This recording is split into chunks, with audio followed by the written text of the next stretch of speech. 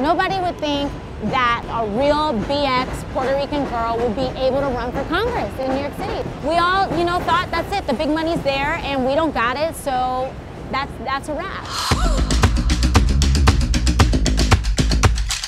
My name is Alexandria Ocasio-Cortez. I am running for Congress in New York's 14th Congressional District in the Bronx and Queens. And we're running to bring this political revolution to the Bronx. This is New York City. We gotta keep it real. We gotta stop pretending that everything is all right because we vote blue in presidential elections. It's not all right, and we gotta make it right.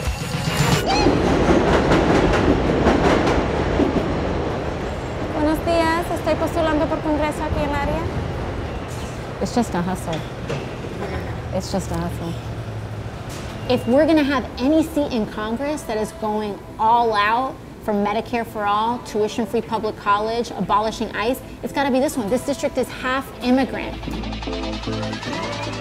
I get knocked a lot about talking about this point. They're like, why are you talking about being Latina? This is identity politics. There's a difference between saying, vote for me, I'm Latina, and saying Latinos deserve representation and a seat at the table. And that is profoundly important in a city that is 56% people of color, in a district that's 70% people of color. Now, when we're on that national stage and ICE isn't getting the pushback, and that labor issues in our community are not getting advocated for, we are working class people. And to fail working class Americans is also to fail Latino Americans. ¿Te vas? Gracias por todo. Bye, cuides. Bye. O si no te veo un poquito más ahorita. One of my biggest insecurities going into this was like, mira, porque yo hablo como así, like I speak like a girl from the block because I learned how to speak Spanish on the street. I grew up first generation in the Bronx. Mi mamá limpiaba casas. My dad had a little small business that struggled like the majority of the time of me growing up. I myself, when my family was struggling to make ends meet, I had a day job and I waitressed and I bartended and I was shoulder to shoulder with undocumented people in the back of house. I know my community. I live here. And I know that all of these narratives that people talk about with non-voters are wrong.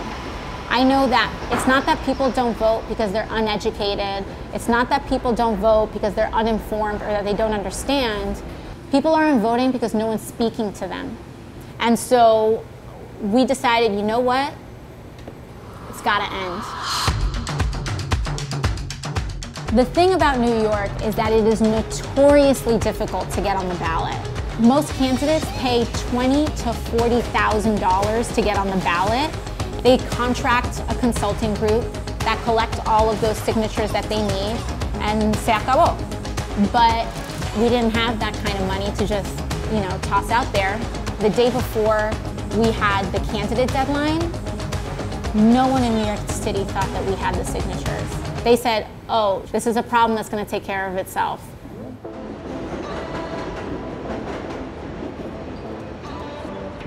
We showed up and turned in 5,480 signatures to the Board of Elections on no money, because that is what we can accomplish when we come together.